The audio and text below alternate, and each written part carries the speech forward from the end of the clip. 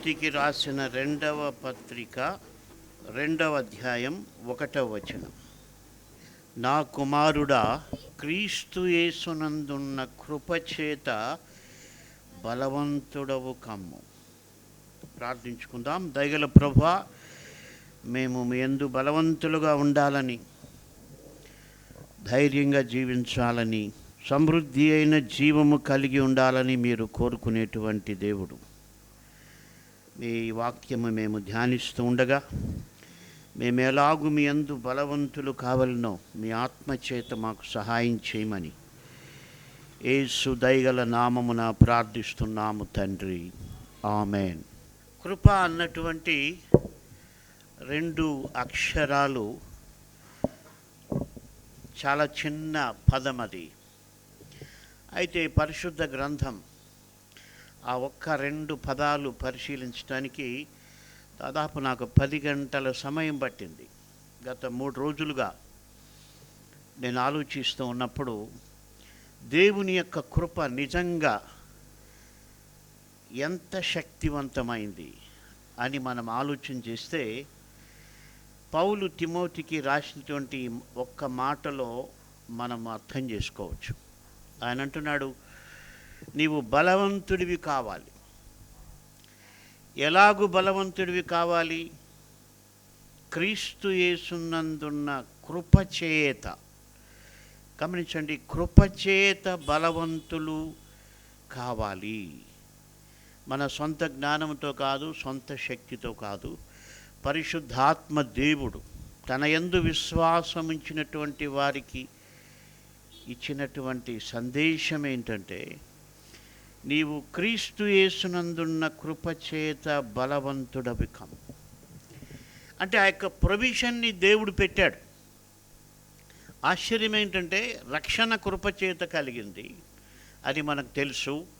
ఎఫెసీ పత్రికలో మనం చాలాసార్లు చెప్పుకున్నాము, మీరు కృపచేతనే రక్షింపబడి ఉన్నారు, అది మీ క్రియల వలన కలిగినది కాదు. అంటే రక్షణ అన్నటువంటిది కృప తీసుకుని వచ్చింది, అది మనకు తెలుసు.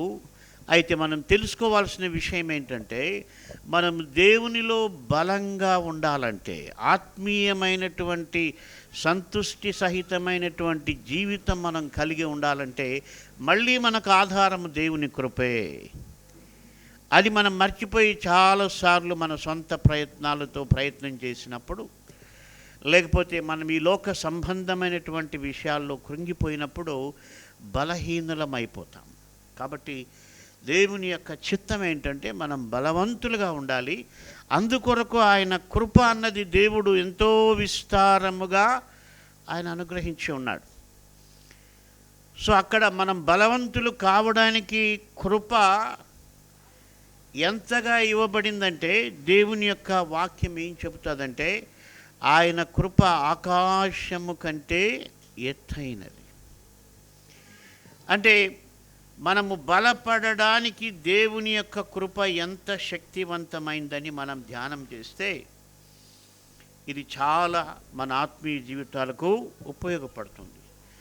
అంతేకాదు, పేతురు కూడా ఆయన 2వ పత్రికలో 3:18 రాస్తూ, మన ప్రభువును రక్షకుడునైన యేసుక్రీస్తు అనుగ్రహించు కృపయందును జ్ఞానమునందును అభివృద్ధి పొందుం. ఇక్కడ కూడా ఈ మాట గమనించండి.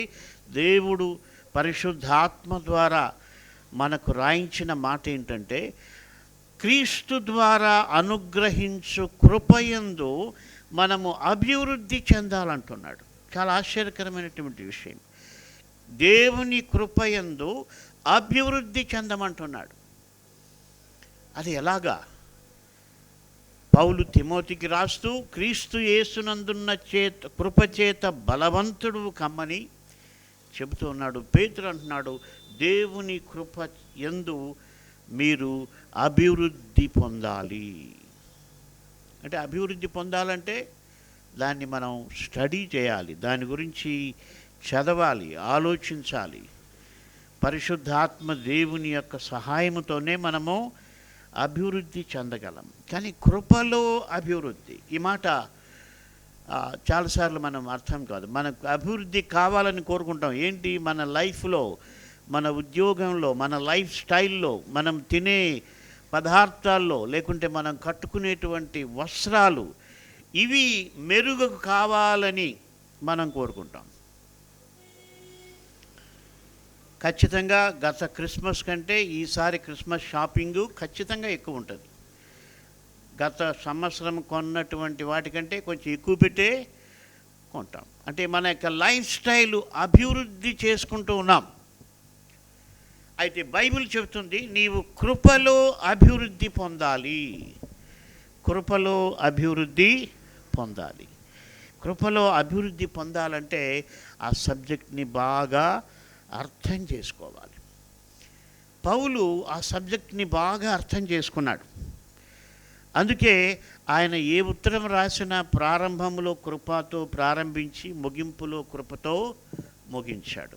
అంటే తన జీవితంలో పౌలు అర్థం చేసుకున్నది, అంటే ఈ రెండు కూడా పౌలు సాధించాడు. అంటే ఏంటి? క్రీస్తు యేసునందున్న కృపచేత ఆయన బలవంతుడయ్యాడు. అంతేకాదు, క్రీస్తు యేసు అనుగ్రహించు కృపయందు ఆయన అభివృద్ధి చెందాడు. కాబట్టి ఇవి రెండు కూడా మన జీవితంలో మనం నేర్చుకోవాల్సినటువంటి విషయాలు. కాబట్టి ఆయన కృప అన్నటువంటిది ఎంత గొప్పది అని మనం అర్థం చేసుకుంటే నిజంగా మనం కృప పైన ఆనుకుంటాం. ఆయన కృప గురించి దావీదు చెప్పినటువంటి మాటలు మనం చూసినట్టయితే, దావీదు యొక్క అనుభవంలో ఆయన, నేను గతంలో కూడా చెప్పాను, మీరు చర్చికి కొంచెం ముందుగా వచ్చి దేవుని ఆలయములో ఆయన కృపను ధ్యానించటం ఆశీర్వాదకరమని. కీర్తనలు 48:9, దేవా మేము నీ ఆలయమునందు నీ కృపను ధ్యానించితిమి. కాబట్టి దేవుని కృపను మనము ధ్యానిస్తే, ఇంట్లో ధ్యానించాలి, ఆలయంలో కూడా ధ్యానించాలి. కాబట్టి మనం దేవుని మందిరంలో ఆయన కృపను ధ్యానం చేయటం గొప్ప ఆశీర్వాదకరం. నేను కింద వచ్చి ఆ రూమ్లో ఉందామనుకుంటున్నా. ఎందుకంటే దేవుని ఆలయంలో మరి ఆయన్ను ధ్యానించటం, ప్రార్థించటం అద్భుతమైనటువంటి విషయం. చాలా ఆశ్చర్యం ఏంటంటే, దావీదు సువిశాల సామ్రాజ్యమైనటువంటి దాను మొదలుకొని బెయిర్షెబా వరకు విస్తరించిన సువిశాల సామ్రాజ్యానికి ఆయన రాజుగా ఉండి ఆ యొక్క సింహాసనం పైన కూర్చొని ఉన్నాడు. అయితే ఆయనకు అదంతకంటే మించింది. ఆయన ఏమంటున్నాడంటే, ఆయన అంటున్నాడు, నేను యెహోవా యొద్ద ఒక వరం అడిగి తిని దానిని నేను వెదకుచున్నాను. ఆయన ఆలయములో ధ్యానించటానికి, యెహోవా ప్రసన్నత చూచుటకును, ఆయన ఆలయములో ధ్యానించుటకును నా జీవితకాలమంతయు యెహోవా మందిరములో నేను నివసింపగోరుచున్నాను అని భక్తుడు 27 కీర్తనలో మనము చూసినట్టయితే ఆ మాట కనిపిస్తుంది. 27వ కీర్తనలో. అంటే నాకు చాలా ఆశ్చర్యం వేసింది, ఏంటి ఆయనకి అంత కంఫర్టబుల్గా లేదా? అత్యున్నతమైనటువంటి ఈ లోక విషయాల్లో అతి శ్రేష్టమైన సింహాసనం పైన కూర్చున్నాడు, సువిశాలమైన సామ్రాజ్యానికి రాజుగా ఉన్నాడు. అయితే ఆయన అంటున్నాడు, నాకు దీనికంటే దేవుని ఆలయములో ధ్యానించాలని నేను కోరుకుంటూ ఉన్నాను. చాలా ఆశ్చర్యం కదా. మనము దేవుని సన్నిధిని వదిలిపెట్టి ఎక్కడెక్కడో వెతుకుతున్నాం, ఏదో చేయాలనుకుంటున్నాం, ఏదో చూస్తున్నాం, ఏదో మాట్లాడుతున్నాం. ఆయన ఏం చేస్తున్నాడు? ఆ యొక్క సింహాసనాన్ని కూడా పక్కన పెట్టి నేను దేవుని ఆలయములో ధ్యానించాలనుకుంటున్నాను, ఆయన కృపను ధ్యానించాలని అనుకుంటూ ఉన్నాడు. అలాగే ప్రతిరోజు ఇంటిలో, ఆయన ఆలయంలో మాత్రమే కాదు, ప్రతిరోజు కూడా ఇంటిలో. దావీదు యొక్క అనుభవం దేవునికి ఆయన హృదయానుసారి కావడానికి అర్థం నేను ఆయన జీవితాన్ని పరిశీలించినప్పుడు అనేక కారణాలలో దావీదుకు దేవుని కృప పట్ల ఉన్నటువంటి గొప్ప అవగాహన ఆయన్ని దేవునికి హృదయానుసారిగా మలిచిందని మనం చూడొచ్చు. కాబట్టి దేవుని కృపను గురించి ఆయనకున్నటువంటి అనుబంధం మనం చూసినట్టయితే ఆయన ప్రతి ఉదయమున దేవుని కృపను ధ్యానిస్తున్నట్టుగా 92వ కీర్తనలో మనం చూస్తాం. వాను స్తుతించుట మంచిది, మహోన్నతుడా నీ నామమును కీర్తించుట మంచిది, ఉదయమున నీ కృపను, ఉదయమున నీ కృపను. అంటే ఉదయాన్నే దావీదు యొక్క అనుభవం ఏంటంటే దేవుని కృపను ఆయన ధ్యానిస్తూ ఉన్నాడు. అంటే ఏంటి కృప అంటే ఏంటి? దేవుడు తన దయచేత దావీదు జీవితంలో చేసినటువంటి కార్యాలు. దేవుని కృప దావీదును ఏం చేసిందంటే గొర్రెల దొడ్డిలో నుంచి ఇశ్రాయేలు సింహాసనం పైనకి తీసుకొని వచ్చింది. కేవలము దేవుని యొక్క కృప మాత్రమే. ఆయన తండ్రి కాదు, ఆయన సహోదరులు కాదు, ఆయన బంధువులు కాదు, ఆయన స్నేహితులు కూడా కాదు. కేవలం యెహోవా కృప దావీదును దర్శించి ఆయన అక్కడి నుంచి తీసుకొని వచ్చి సింహాసనం పైన కూర్చొని పెట్టింది. మనం కూడా మన పాపముల చేత అపరాధముల చేత చచ్చిన స్థితిలో ఉన్నప్పుడు దేవుడు తన కృపను విస్తరింపచేసి ఆయన రక్షకుడని గ్రహించటానికి, ఆయన ద్వారానే రక్షణని మనకు ఆయన కృప ద్వారానే అర్థమైంది. కాబట్టి ఈయన అనుభవం ఏంటంటే ప్రతి ఉదయం కూడా దేవుని కృపను ఆయన ధ్యానిస్తూ ఉన్నాడు. ప్రభువా, నా జీవితం ఇలా ఉన్నింది, నన్ను ఇలాగ నువ్వు బాగు చేశావు, ఇలాగ తీసుకొని వచ్చావు. మరి ఎలుగుబంటి వచ్చినప్పుడు, సింహం వచ్చినప్పుడు అన్ని విషయాల్లో నువ్వు కాపాడావు. గొల్యాతును ఎదుర్కోవడానికి నువ్వు సహాయం చేశావు. సౌలు పెట్టిన పరీక్షల్లో నుంచి తప్పించుకోవడానికి నువ్వు సహాయం చేశావు. మరి తన భార్య ఇబ్బంది పెట్టినప్పుడు కూడా ఆయన దేవుని కృపచేత ఆయన తట్టుకున్నాడు. భార్య ఒకసారి ఆయన్ని గేలి చేస్తుంది, అవమానం చేస్తుంది. అయితే ఆయన దేవుని కృపను కలిగి ఏమన్నాడంటే, నా దేవుని కొరకు ఇంకేదైనా కూడా నేను అవమానం పొందడానికి సిద్ధమన్నాడు. కాబట్టి ఆయన దేవుని యొక్క కృపను ఆధారం చేసుకున్నాడు. అంతేకాదు మోషే రాసిన కీర్తన 90వ కీర్తన మోషే రాసినటువంటి కీర్తన. అయితే మోషే కూడా అది గమనించాడు. ఆయన ఏమంటున్నాడంటే 90:14లో ఉదయమున నీ కృపతో మమ్మును తృప్తిపరచుము, అప్పుడు మేము మా దినములన్నీ ఉత్సహించి సంతోషించదాం.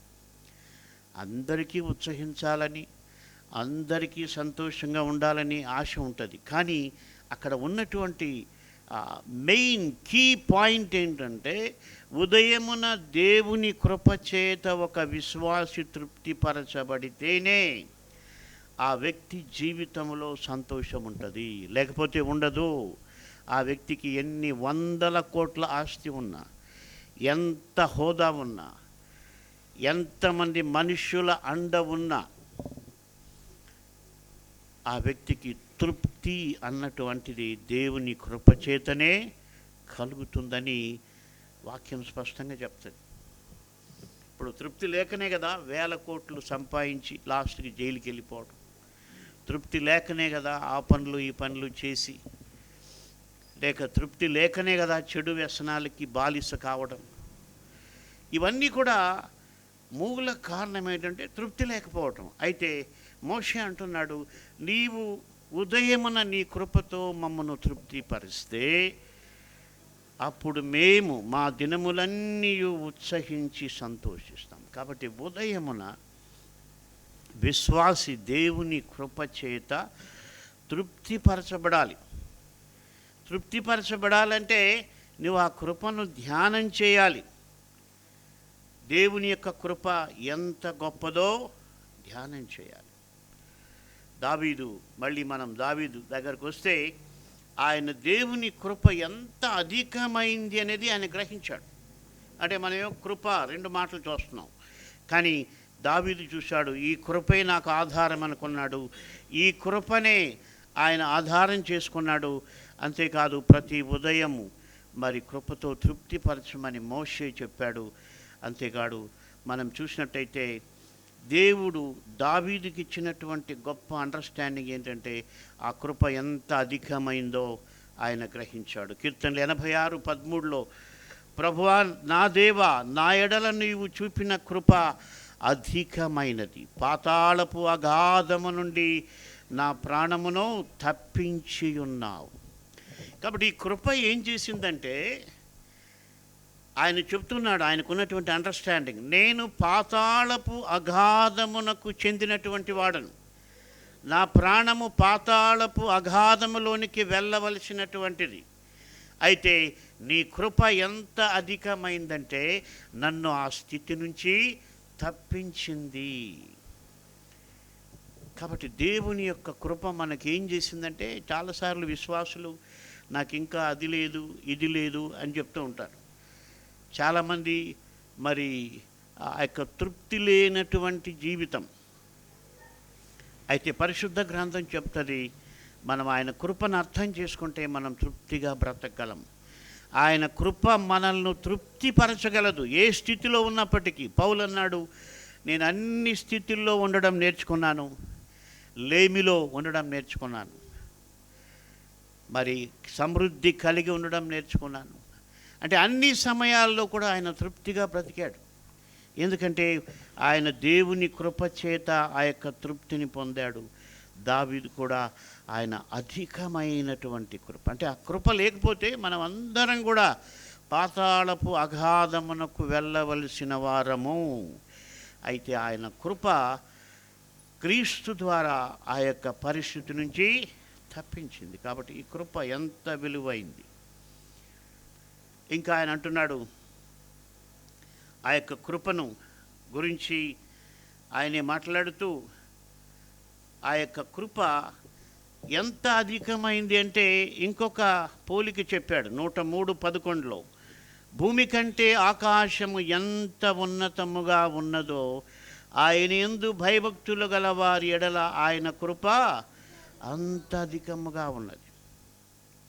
కాబట్టి కృప మనుషుల పట్ల దేవుడు ఎంత చూపించాడంటే, భూమి కంటే ఆకాశము ఎంత ఉన్నతంగా ఉందో. కాబట్టి ఆ డిస్టెన్స్ అన్నటువంటిది అంత అధికంగా ఉంది. అయితే మనం దాన్ని అర్థం చేసుకోవట్లేదు. మనకున్న సమస్యల గురించి ఆలోచన చేస్తున్నాం, దేవుని కృపను గురించి ఆలోచన చేయనివ్వదు సైతాన్. ఎందుకంటే నీకు తృప్తి కలుగుతుంది. నీకు ఎటువంటి పరిస్థితుల్లో ఉన్నా కూడా దేవుని కృపను నువ్వు ధ్యానం చేస్తే, నీ భర్త నిన్ను హింసిస్తూ ఉన్నా, నీ భార్య నిన్ను హింసిస్తూ ఉన్నా, నీ పిల్లలు నిన్ను బాధ పెడుతూ ఉన్నా, నీవున్న ఉద్యోగంలో నీకు కష్టం ఉన్నా, దేవుని కృప నీకు తోడుగా ఉంటే నువ్వు తృప్తిగా బ్రతకగలవు. కాబట్టి మన జీవితంలో ఆ యొక్క కృపను మనం అర్థం చేసుకోవాలి. అది అధికమైనటువంటి కృప, ఆకాశము కంటే ఎత్తైనది. మళ్ళా అంటున్నాడు, ఆకాశము కంటే ఎత్తైనది. అంటే ఆయనకు అర్థమైంది. మొదటేమో భూమి కంటే ఆకాశం ఎంత ఉన్నతంగా ఉందో అంత అన్నాడు. తర్వాత ధ్యానం చేస్తే ఆయనకు అర్థమైంది, లేదు లేదు, ఆకాశము కంటే ఎత్తుగా ఉంది. అంటే అక్కడ ఏం జరుగుతుంది? ఆయన కృపయందు అభివృద్ధి పొందుతూ ఉన్నాడు. కృపను అర్థం చేసుకునే విషయంలో ఆయన ప్రోగ్రెస్లో ఉన్నాడు. అదే పేతురు చెప్పాడు, క్రీస్తు అనుగ్రహించు కృపయందు జ్ఞానము యందు మీరు అభివృద్ధి చెందుడి. కాబట్టి ఆయన కృపను దావీదు అర్థం చేసుకున్నాడు, మనం అర్థం చేసుకోవాలి. అంతేకాదు ఆయన కృప జీవము కంటే ఉత్తమం అన్నాడు. కీర్తనలు 63:3 నీ కృప జీవము కంటే ఉత్తమము, నా పెదవులు నిన్ను స్తుతించు. అంటే ప్రభా, నీ కృప ఎంత ఉత్తమమైందంటే నా జీవితం అంతటి కంటే, నా జీవము కంటే, నా ప్రాణము కంటే, నా ఊపిరి కంటే నీ కృప ఉత్తమమైనది. ఎందుకు ఉత్తమమైనదని ఆయన రుచి చూచి తెలుసుకున్నాడు. యెహోవా ఉత్తముడని రుచి చూచి తెలుసుకొనడి. రుచి చూడకపోతే తెలీదు. ఆయన రుచి చూసి కనుక్కున్నది ఏంటంటే, ప్రభువా జీవము కంటే ఈ కృప ఉత్తమమైందని ఆయన తెలుసుకున్నాడు. కాబట్టి ఈ లోకంలో అన్నిటికంటే ఆయన కృప చేతి నువ్వు రక్షణ పొందావా? నీకేమున్నా ఏం లేకపోయినా నువ్వు ధైర్యంగా బ్రతకచ్చు. ఎందుకంటే అతి శ్రేష్టమైనటువంటి నిత్య జీవాన్ని దేవుడు నీకు ఆయన కృపచేత ఇచ్చాడు. కాబట్టి మనం ఇంకా దేనికి ఇది చేయాలి, దేనికి కృంగిపోవాలి, దేనికి భయపడాలి? కాబట్టి దేవుని యొక్క కృప ఆకాశము కంటే ఎత్తైనది. అంతేకాదు ఆ జీవము కంటే ఉత్తమమైనది. నెహెమ్యా అంటున్నాడు 9వ అధ్యాయం 17వ వచనంలో. ఈ భక్తులందరూ కూడా దేవుని కృపను వాళ్ళు అర్థం చేసుకున్నారు. నెహెమ్యా మాట్లాడుతూ ఆయన అంటున్నాడు, మరి దేవుణ్ణి వారు విసర్జించినప్పటికీ కూడా దేవుడు వారిని కనికరించి వారికి కృప చూపించి వారిని విడిచిపెట్టలేదని. కాబట్టి బహుకృప కలిగి విసర్జింపలేదంట. మనం కూడా చాలాసార్లు లోకానికి వెళ్ళిపోదాం అనుకున్నాం. ఇశ్రాయేలు అలాగే అనుకున్నారు, మేము తిరిగి ఐగుప్తులోకి వెళ్ళిపోదాం అనుకున్నాను. జీవితంలో ప్రతి విశ్వాసి జీవితంలో కూడా ఏదో ఒక సందర్భంలో ఈ తలంపు అయితే వస్తుంది, వచ్చింటుంది. నాకు బాగా గుర్తుంది, 1985వ సంవత్సరం చాలా శోధనలు వచ్చాయి. అది నేను భరించలేకపోయాను. తిరిగి లోకంలోకి వెళ్ళిపోదామని నేను బ్రాందీ షాప్కి వెళ్ళి బ్రాందీ బాటిల్ కొనుక్కొని, ఎవ్వరు లేరు, ఇక తాగి జీవితం గుడ్ బై చెప్పేశాను. ప్రభా నిన్ను ఇంక నేను వెంబడించలేను, ఈ అవమానం, ఈ బాధలు నేను తట్టుకోలేనని నేను బాటిల్ ఓపెన్ చేస్తూ ఉంటే ఒక స్వరం దేవుడు వినిపించాడు. ఏంటంటే, నీవు నీ సొత్తు కాదు కాబట్టి నీకు తాగడానికి అధికారం లేదు. నీ సొత్తు కాదు, నీవు నా సొత్తు అని ఎక్కడో ఒక స్వరం వినిపించింది. ఆశ్చర్యం ఏంటంటే, మనిషి ఎవరు లేరు అక్కడ. అయితే వెంటనే ఆ మనస్సును దేవుడు మార్చి తిరిగి ఆ బాటిల్ వాపసు ఇచ్చేయడం జరిగింది. అంటే మనం వెళ్ళిపోవాలనుకుంటాం, కానీ ఆయన కృప మనల్ని ఆపెట్టింది. ఆయన కృప మనల్ని మరి విడవడం లేదు. ఏంటది? అది బహుకృప. బహుకృప. కాబట్టి ఆ కృపకి ఎన్నో పేర్లు బైబిల్లో ఉన్నాయి. కాబట్టి మన జీవితంలో దేవుని కృపనే మనల్ని నిలిపింది. నువ్వు ఒకవేళ విశ్వాసగా బతుకుతున్నావంటే ఒక్కటి తెలుసుకోవాలి, కేవలము దేవుని కృపని తోడుగా ఉంది. కాబట్టి వాళ్ళని వీళ్ళని విమర్శిస్తే నువ్వు ఖచ్చితంగా పడిపోతావు. ఎందుకంటే నువ్వు నిలిచినది కృప చేదైనప్పుడు ఇంకొక మనిషిని నువ్వు విమర్శించడానికి నీకేం అధికారం ఉంది? నువ్వు కూడా ఆ కృపని ఆధారం చేసుకున్నావు కదా. దేవుని కృప తొలగిపోతే నువ్వు నేను కూడా విశ్వాసులుగా ఉండలేము. ఆయన కృపయందు మనం నమ్మిక ఉంచాలి. ఆయన కృపను మనం ఆధారం చేసుకోవాలి. మనం ఆయన యందు నమ్మిక ఉంచితే అంటే ఏమవుతుందంటే, ఆ కృప మనల్ని ఆవరిస్తుందంట. కీర్తనలు 32:10 భక్తిహీనులకు అనేక వేదనలు కలుగుచున్నవి, యెహోవా యందు నమ్మిక ఉంచు వానిని కృప ఆవరించుచున్నది. కాబట్టి కృప ఆవరిస్తుంది. ఆయన కృప మనం బాధల్లో ఉన్నప్పుడు ఆయన కృపను ధ్యానం చేస్తే ఆ కృప మనల్ని ఆవరించి ఆ యొక్క బాధ, కృంగుదల ఇవన్నీ కూడా వెళ్ళిపోతాయి దేవుని యొక్క కృప మనల్ని ఆవరించినప్పుడు. అయితే మనం లోకాన్ని మనం చుట్టూ ఉంచుకున్నట్టయితే మనం నిరాశలకి వెళ్తూ ఉన్నాం. సో ఈ కృపను దావీదు ఏం చేశాడు? ప్రతి ఉదయమున కృపను ధ్యానించాడు. ఆ కృప ఎంత అధికమైందో గ్రహించాడు. ఆ కృప చేతనే తాను పాతాళపు అగాధము నుండి రక్షింపబడ్డాడని తెలుసుకున్నాడు. అంతేకాదు, ఈ కృపను ఎప్పుడు ఆయన కన్నుల ఎదుట పెట్టుకున్నాడంట. కీర్తనలు 26:3లో నీ కృప నా కన్నుల ఎదుట నుంచుకొని ఉన్నాను, నీ సత్యమును అనుసరించి నడుచుకొనుచున్నాను. చాలా అద్భుతమైనటువంటి మాట. అంటే దేవుని కృప కన్నుల ఎదుట ఒక వ్యక్తి ఉంచుకుంటే ఆ వ్యక్తిని అపవాది ఎప్పటికీ నిరాశపరచలేడు. ఎందుకంటే నా కన్నుల ఎదుట కనిపిస్తుంది దేవుని కృప.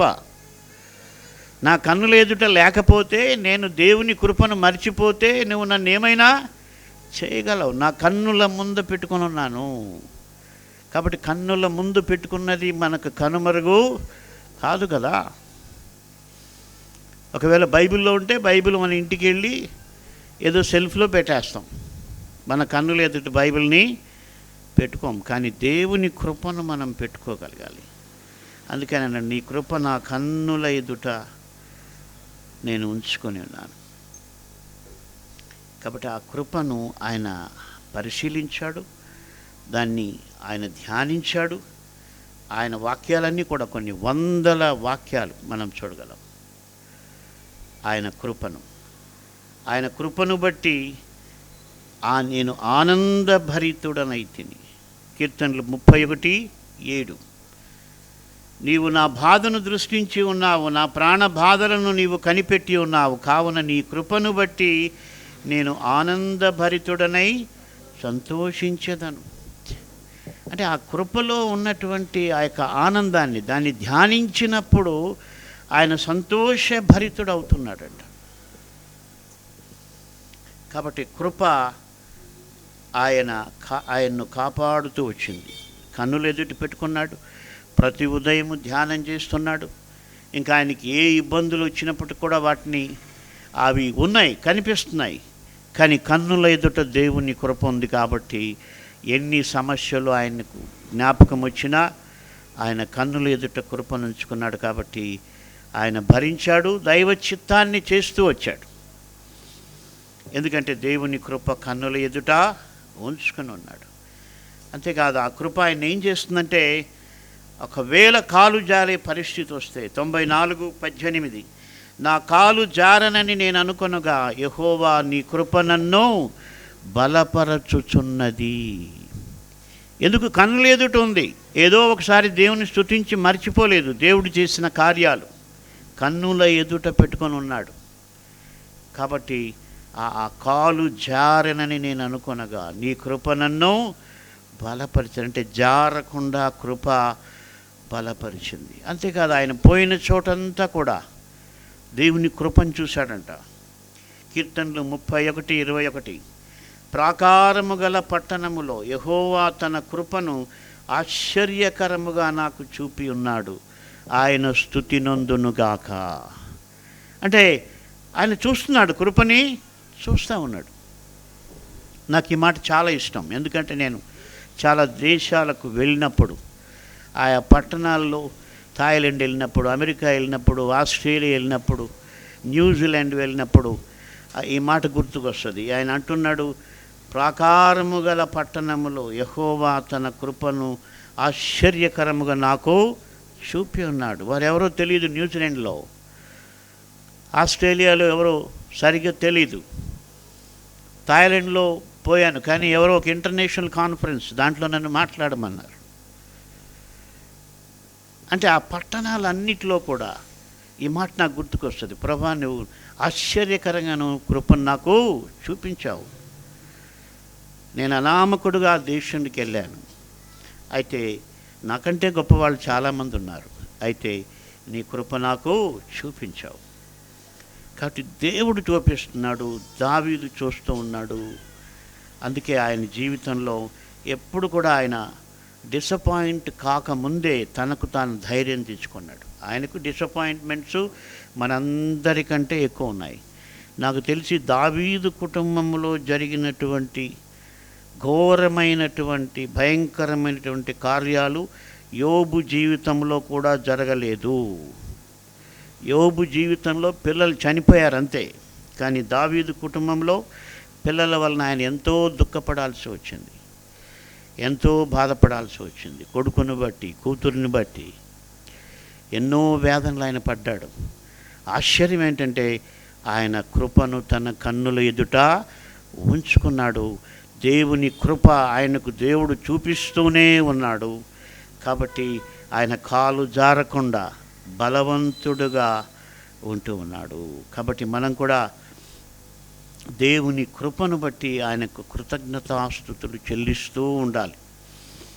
అందుకే ఒకే వచనం 4 సార్లు కీర్తనల గ్రంథంలో రాయబడింది. 107, 8, 15వ వచనం, 21వ వచనం, 31వ వచనం.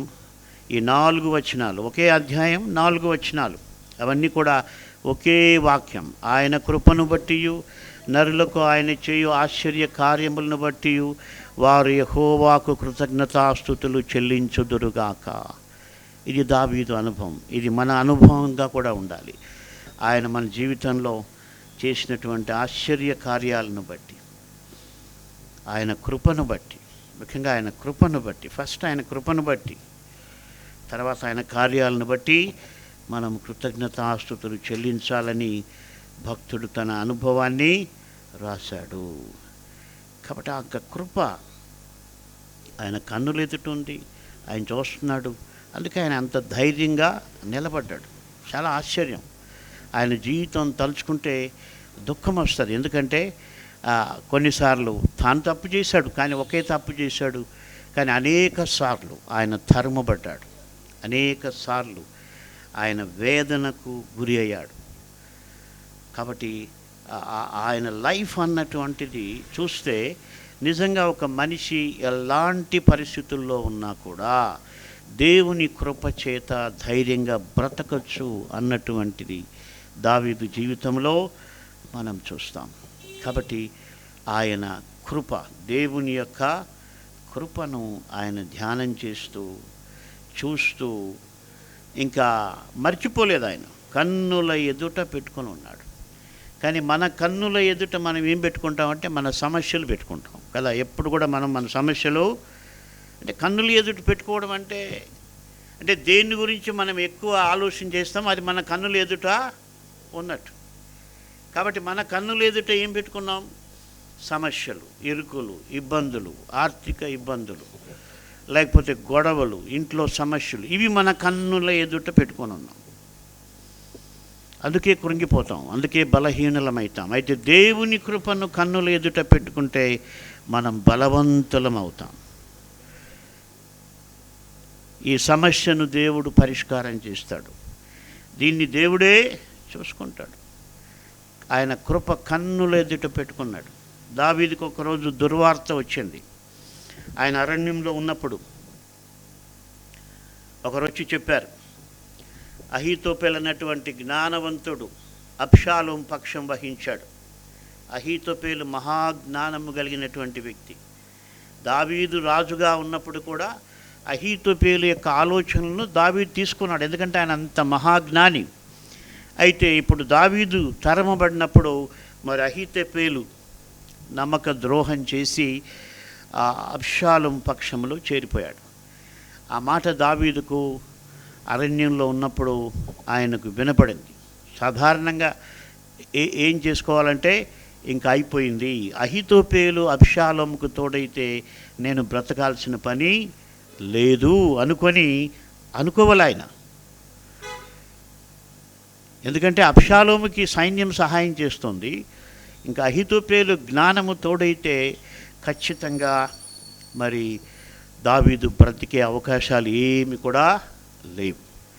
అయితే వెంటనే నేను చెప్పాను కదా, దేవుని కృప ఆయన కన్నుల ఎదుట ఉంది కాబట్టి ఓ చిన్న ప్రార్థన చేశాడు. ప్రభువా, అహీతోపెలు ఆలోచన చెడగొట్టండి, అది జరగనివ్వద్దు. చిన్న ప్రార్థన. అంటే ఎలా వచ్చింది ఆ ప్రార్థన అంటే దేవుని కృప ఆయన కన్నుల ముందు ఉంది కాబట్టి ఆయనకి వెంటనే నేను భయపడాల్సిన పని లేదు, కృంగిపోవాల్సిన పని లేదు. కాబట్టి ఆయన ప్రార్థన చేశాడు. కాబట్టి ఆ కన్నుల ఎదుట ఉంచుకోవడం, దాని గురించి మనం ఎంతైనా ధ్యానం చేయొచ్చు. నీ కన్నుల ఎదుట ఏముంచుకొని ఉన్నావు? చెడ్డవి ఎవరు కూడా ఉంచుకోవడానికి, శవాన్ని ఎవరు కన్నుల ఎదుట ఉంచుకోరు కదా. చచ్చిపోయిన మనిషి ఎంత ప్రేమించిన వ్యక్తి అయినా శవాన్ని ఎవరు కన్నులు ఎదుట పెట్టుకోరు. అబ్రహాము కూడా ఆ మాట అన్నాడు, నా భార్య చనిపోయింది, ఈమెను నా కన్నుల ఎదుట పెట్టుకోలేను అని ఆయన ఆమెకు దహన సంస్కారాలు ఏర్పాటు చేశాడు. అంటే ఏంటి, ఆ శవం ముందు పెట్టుకుంటే ఆ దుఃఖంలో నుంచి బయట పడలేరు కదా, దాన్ని చూసుకుంటూ మళ్ళీ ఏడవడం. అందుకని శవాన్ని ఎవరు కూడా ముందరైతే పెట్టుకోరు, మహా అయితే 1 రోజు 2 రోజులు. ఎందుకంటే అది డిప్రెషన్లోకి తీసుకెళ్తుంది. కాబట్టి మన జీవితంలో ఒకటి అర్థం చేసుకోవాలి, మన శోధనలు కానీ, మన బాధలు కానీ, మన కష్టాలు కానీ మన కన్నుల ఎదుట పెట్టుకోకూడదు. మన కన్నుల ఎదుట దేవుని కృప ఉండాలి, ఆయన కృపను చూస్తూ బ్రతకాలి. కాబట్టి ఆయన కృప కన్నుల ఎదుట పెట్టుకుని ఉన్నాడు. మనం ఆయన కృపను మనం పొందాం. ఆశ్చర్యం ఏంటంటే దేవుని కృప మన దగ్గరకు వచ్చింది, ఆ విషయం మనం మర్చిపోకూడదు. దేవుని కృప యేసును నమ్మిన ప్రతి ఒక్కరి దగ్గరకు వచ్చింది కాబట్టి నువ్వు యేసు ప్రభుని నమ్మావు. దేవుని కృప నీ యొద్దకు రాకపోతే నువ్వు యేసు ప్రభుని నమ్మి ఉండేటువంటి వ్యక్తివి కాదు. కాబట్టి ఆయన కృప నీ దగ్గరకు వచ్చింది. ఎంత గొప్ప కృప! అధికం ఆకాశము కంటే ఎత్తైన కృప, బహుకృప, విస్తారమైన కృప, ఇంకా చాలా రెఫరెన్స్లు ఉన్నాయి. కాబట్టి దేవుని కృప మన పైన వచ్చింది. మొట్టమొదట కృప అన్నటువంటి మాట పరిశుద్ధ గ్రంథంలో ప్రత్యేకంగా ఈ కోణంలో మనం చూసినప్పుడు నోవహుకు దేవుని కృప పొందినట్టుగా మనం చూస్తాం. ఆదికాండం 6:8 అయితే నోవహు యెహోవా దృష్టి యందు కృప పొందినవాడాయను. అయితే ఇక్కడ ఆశ్చర్యం ఏంటంటే నోవహు నీతిమంతుడుగా ఉన్నాడు, దేవుని కొరకు వెతుకుతూ ఉన్నాడు, దేవుని యొక్క చిత్తం చేయాలని ఆశ కలిగి ఉన్నాడు, దేవుడు చెప్పిందల్లా చేస్తూ వచ్చాడు. అందుకే దేవుని కృప నోవహుకు కలిగింది. అయితే మనకెలా కలిగింది? అదే యేసుక్రీస్తులో ఉన్నటువంటి అద్భుతమైనటువంటి కృప. మనము అయోగ్యులమైనప్పటికీ, మనము నిరాకరించినప్పటికీ, ఆయన్ను వెతకనప్పటికీ ఆయన కృప మనకు వచ్చింది. అయితే నోవహుకు దేవుని కృప ఆయన యొక్క స్టాండర్డ్ని బట్టి వచ్చింది. ఆయన యొక్క ఒక రకంగా ఆయన క్వాలిఫికేషన్ని బట్టి ఆయన యొక్క నమ్మకమైన వ్యక్తిగా కనిపించాడు. కానీ మనం నమ్మకమైన వ్యక్తులుగా కనిపించలేదు కదా. మనం బలహీనులుగా ఉన్నాం, పాపులుగా ఉన్నాం, శత్రువులుగా ఉన్నామని రోమాపత్రిక 5వ అధ్యాయంలో పౌలు చెబుతాడు. అయితే ఈ స్టేటస్లో ఉన్నటువంటి మనకు క్రీస్తు ద్వారా కృప అన్నటువంటిది అనుగ్రహించబడింది.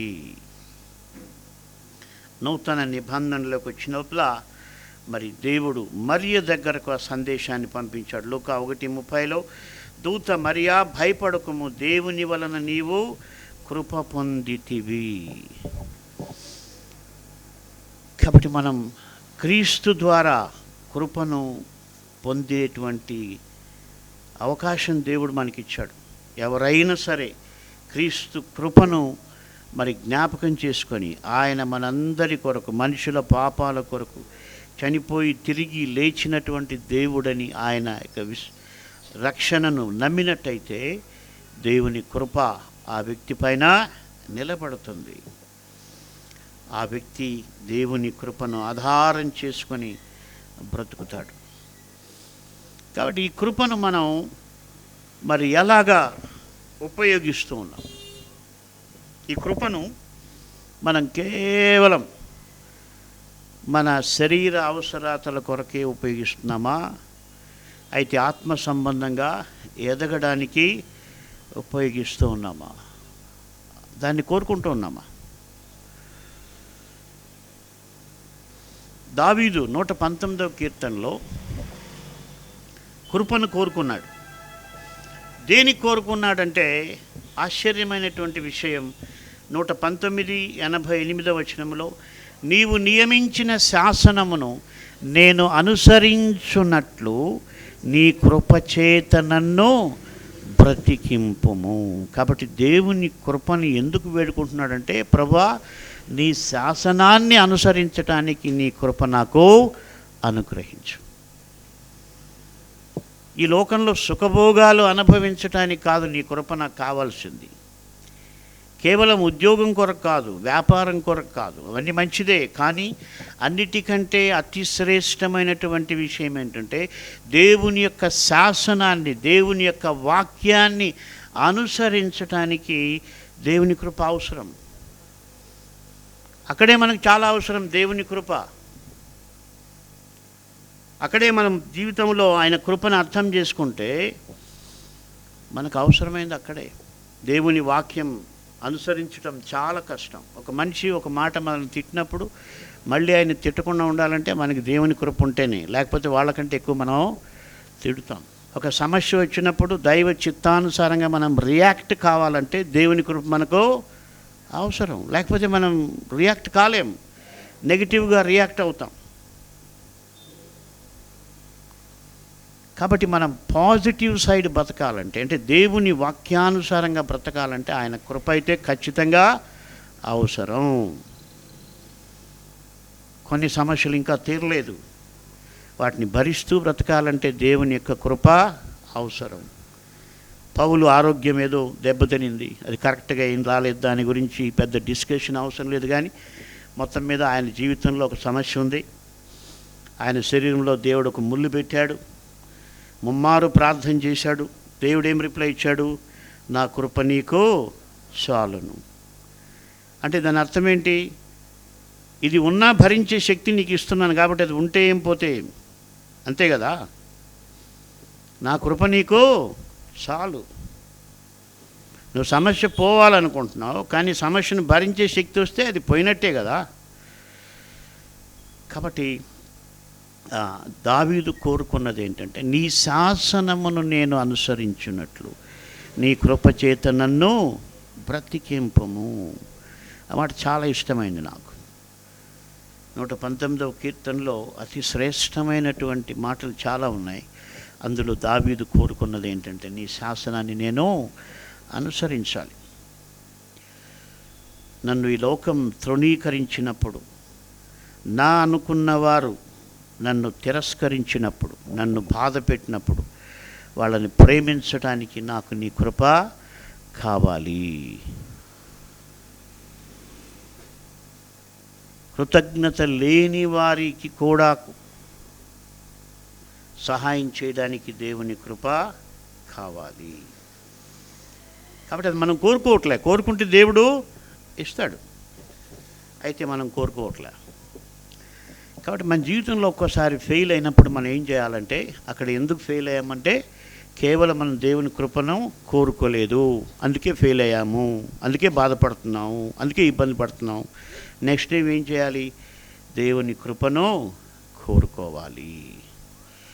ప్రభా నీ చిత్తం నేను చేయాలి, నీ శాసనాన్ని నేను అనుసరించాలి. అంటే ఇక్కడ మనకు ఆయన ధర్మశాస్త్రం గురించి చెప్పాడు. ఇప్పుడు మనకి యేసు ప్రభు ఆయన బోధ మనకు పరిశుద్ధ గ్రంథంలో ఉంది. ఆయన శాసనం యేసు ప్రభు ఏం చెప్పాడో దాన్ని అనుసరించడానికి మన కృప కావాలి. అది కోరుకుంటే దేవుడు ఇస్తాడు.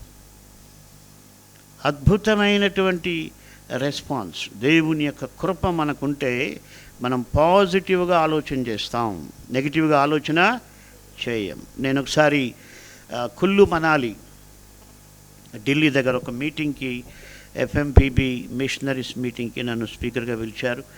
నేను నా వైఫ్ వెళ్ళాం. ఆ మీటింగ్లో ఒక వ్యక్తి పరిచయం అయ్యాడు, అంటే దాన్ని నడిపించిన వ్యక్తి.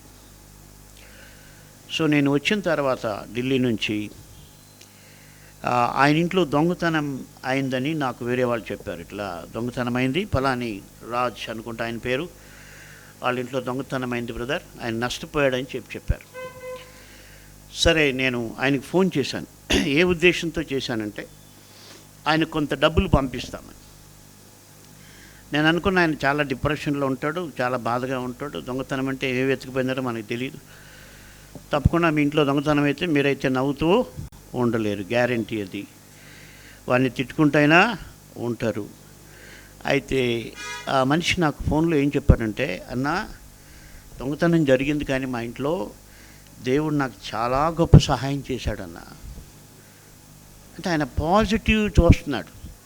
అప్పుడే నా భార్య మా అత్తగారింటికి వెళ్ళింది కాబట్టి ఉన్న నగలన్నీ ఆమె పెట్టుకొని వెళ్ళిపోయింది. ఇంట్లో బంగారు నగలేమీ లేవు. అదే టైంలో నాకు ఒక స్కూటర్ ఉన్నింది. మరి నేను వేరే ఊరికి వెళ్తూ ఆ వెహికల్ కూడా వేరే సేవకుని కావాలంటే నేను వచ్చే వరకు వాడుకోమని ఆయనకి ఇచ్చాను. అలాగే ల్యాప్టాప్ కూడా నా దగ్గరే ఉన్నింది కాబట్టి ఇంట్లో లేదు. కాబట్టి దేవుని కృప వలన మాకు పెద్ద నష్టమేమీ జరగలేదు అన్నాడు. అంటే ఏంటి, ఆయన పాజిటివ్గా చూస్తున్నాడు. దేవుడు ఎంత సహాయం చేశాడో చూశాడు. నెగిటివ్గా ఆలోచన చేస్తే దేవుడు ఎందుకు ఇది ఆలోచన చేశాడు, మా ఇంట్లోనే దొంగలు పడ్డాలా, ఎదురింట్లో పడవచ్చు కదా అనే కదా మనం ఆలోచన చేస్తాం. లేకుంటే నాకు కాని వాళ్ళు ఉన్నారు కదా, మా చెల్లిలో మా బంధువులు వాళ్ళ ఇంట్లో పడవచ్చు కదా, ఇదే కదా మనం అనుకుంటాం. అయితే ఆయన ఆలోచన విధానం ఆశ్చర్యం ఏంటంటే, ఆయన బ్యాంక్ అకౌంట్ కూడా నాకు ఇవ్వలేదు. వద్దన్నా నాకు అంత నష్టం జరగలేదు, థ్యాంక్స్ అన్నా అన్నాడు. చాలా ఆశ్చర్యపోయినా. డబ్బులు ఇస్తానయ్యా అంటే కూడా, అంటే దేవుని కృపను పొందిన వ్యక్తికి ఆయన అన్ని సమయాల్లో కూడా తృప్తిగా బ్రతుకుతాడు. అయితే మన కోరిక ఏంటి, దేవుని యొక్క శాసనాన్ని అనుసరించడానికి ఆయన కృప మనకు కావాలి. అనుసరించలేకపోతున్నామంటే ఆయన కృపను మనం ఇంకా ఆశించలేదు, పొందుకోలేదు, అడగలేదు. ఆయన కృపను మనం అడుగుతున్నాం. దేనికి అడుగుతున్నాం? మన సమస్యలన్నీ తీరిపోవాలని, మన ఇబ్బందులన్నీ ఎగిరిపోవాలని, ఓ పెద్ద ఇల్లు కట్టుకోవాలని, ఒక స్థలం కొనాలని, దీని కొరకు ఆయన కృపను మనం అడుగుతున్నాం. అది తప్పని నేను చెప్పట్లేదు. అన్నిటికంటే ముఖ్యంగా నీ శాసనమును నేను అనుసరించినట్లు నీ కృప చేత నన్ను బ్రతికింపు. మనం బైబిల్ బాగా చదివితే సొలొమోనుకు ఈ భూమిపైన సకల ఆస్తులు కూడా ఉన్నాయి కదా, ఆయనకి లేనిది ఏంటి? అన్నీ కూడా ఉన్నాయి. ఆయన ఏం కోరుకున్నాడో దాన్ని అంతా కూడా ఆయన పొందుకున్నాడు. ఆయన రాజుల్లో ఆయన వంటివాడు లేడు. రాజుల్లో ఆయన వంటివాడు లేడు కాబట్టి ఆయన కాలంలో ఆయన మించినటువంటి రాజు లేడు. అయితే ఆయన చివరికి ఏం రాశాడు? అంతా రాసి ప్రసంగి గ్రంథంలో 12వ అధ్యాయం చివరి వచనం, ఇదంతయు వినిన తరువాత తేలిన ఫలితార్థం ఇదే, దేవుని యందు భయభక్తులు కలిగి ఉండి ఆయన కట్టడలను అనుసరించి నడుచుచుండవలెను. మానవ కోటికి ఇదియే విధి. అన్నీ సంపాదించాడు, అన్నీ ఉన్నాయి, కానీ ఆయన తెలుసుకున్నది ఏంటంటే ఇదంతా కాదు. ఏది ప్రాముఖ్యమైందంటే ఆయన యందు భయభక్తులు కలిగి ఉండి ఆయన్ని అనుసరించడం, అదే ప్రాముఖ్యమైంది. ఏది కూడా ప్రాముఖ్యమైంది కాదు. కాబట్టి మన జీవితంలో ఆయన కృపను మనం సరిగా వినియోగించుకుంటే, క్రీస్తు ద్వారానే మనకు కృప ఇవ్వబడింది. మనం కృపకు యోగ్యులం కాం. నోవహుకి స్పిరిచువల్ స్టాండర్డ్ ఉంది, మరియకు ఆ యొక్క జీల్ ఉంది, తను భక్తిపరాలుగా బతుకుతున్నారు కాబట్టి ఆయన దేవుని కృప వాళ్ళ దగ్గరికి పోయింది. అయితే ఈవెన్ దావీదు కూడా ఆయన దగ్గరికి ఎందుకు పోయిందంటే, ఆయన చక్కగా ఆయన పరిస్థితులు ఏమీ బాగాలేకపోయినా ఆ గొర్రెలు మేపుకుంటూ యెహోవా నా కాపరి నాకు లేమి లేదని పాడుకుంటూ ఉన్నాడు. అయితే మనం ఏం చేస్తున్నాం? మన ఇష్టానుసారంగా బతుకుతూ ఉన్నాం. అయితే దేవుని కృప క్రీస్తు ద్వారా మనకు అనుగ్రహించబడింది. కాబట్టి ఆ కృపను మనం ధ్యానం చేయాలి, ఉదయమే ధ్యానించాలి, కన్నులు ఎదుట ఉంచుకోవాలి. అది నీవు జారకుండా కాపాడుతుంది. ఆయన కృప నిన్ను నిలబెడుతుంది, నిలకడగా ఉంటుంది. అంతేకాకుండా ప్రతి సమయంలో కూడా మనం బలపడడానికి ఆయన యొక్క కృప మనకు ఉపయోగపడుతుంది. కాబట్టి దాని గురించి ఇంకా మనం లోతుగా తెలుసుకోవాల్సింది. ప్రభు చిత్తమైతే ఇంకోసారి తెలుసుకుందాం. కాబట్టి మనం ఆయన కృప జీవము కంటే ఉత్తమమైనటువంటిది. ఆయన చేసిన మేళ్ళు మన కళ్ళ ముందు ఉంటే మనం డిప్రెషన్లోకి వెళ్ళడానికి వీల్లేదు. చాలామంది నన్ను చూస్తే ఏమనుకుంటారు, ఆయనకు అన్నీ ఉన్నాయనుకుంటారు, ముఖ్యంగా పాస్టర్స్ వాళ్ళు వీళ్ళు. అయితే నన్ను కృంగదీసే విషయాలు కూడా చాలా ఉన్నాయి. ఆయన కృప నా కన్నుల ఎదుట ఉంటేనే నేను బతకగలను. అంతే తప్ప నాకున్న ప్రాపర్టీసో నాకున్నటువంటి ఇన్ఫ్లుయెన్సో ఇవేమీ కూడా నాకైతే ఉపయోగపడవు. దావీదు అన్నాడు, నేను నా వింటిని నమ్ముకొనను, నా కత్తియు నన్ను రక్షింపజాలదు. కాబట్టి ఆయన కృప మనకు ఆధారంగా ఉండాలి. మరి ఆయన కృపలో మనం బయటపడాలి. ఆయన వేడుకుంటే ఆయన లేవనెత్తుతాడు. పాతాళపు అగాధము నుండి ఆయన లేవనెత్తుతాడు. ఆయన కృప నిన్ను నిలబెడుతుంది. నిలబెట్టడానికి శక్తివంతమైనటువంటిది. అది మనం కోరుకోవాలి. ప్రార్థించుకుందాం. దయగల ప్రభువా, మిమ్మల్ని స్తుతిస్తూ ఉన్నాం తండ్రి. మరి మీ కృపను గురించి మేము కొంత ధ్యానించాం, ఇంకా ఎంతో మేము తెలుసుకోవాల్సి ఉంది. మా ప్రభా యొక్క విస్తారమైన కృప, బహుకృప, అధికమైనటువంటి కృప మాకు మీరు తెలియచేయండి. మా కన్నుల ఎదుట మీ కృపను ఉంచుకోవడానికి సహాయం చేయండి. మా శక్తిని, మా భక్తిని, మా యొక్క బలాన్ని కాక, మా సమస్యలను మా ముందు కాక, మీ కృపను మా కన్నుల ఎదుట పెట్టుకుని, కృపగల దేవుడు సహాయం చేస్తాడన్న నమ్మికను మా ప్రభు అపవాది కలిగించు ప్రతి ఆటంకాల నుంచి, ప్రతి విధమైనటువంటి కృంగుదల నుంచి మీ కృప చేత మమ్మల్ని రక్షిస్తారని, బాగు చేస్తారని మనం ప్రభువుని వేడుకుందాం. దయగల ప్రభువా, మరొకసారి మీ కృతజ్ఞతలు. మరి మీ వాక్యంలో విన్న ప్రకారం మేము ఈ మాటలు యూట్యూబ్లో వింటున్నవారు, వారు తమ శక్తిని కాక, మనిషిని కాక, సిద్ధాంతాన్ని కాక, మీ కృపను ఆధారం చేసుకుని బ్రతకడానికి, మీ వాక్యమును అనుసరించుటకు, మీ వాక్యము చొప్పున నడుచుకోవడానికి, మీ కృపను కోరుకోవడానికి సహాయం చేయమని మీకే మహిమ చెల్లిస్తూ యేసు నామమున ప్రార్థిస్తున్నాము తండ్రి. ఆమేన్.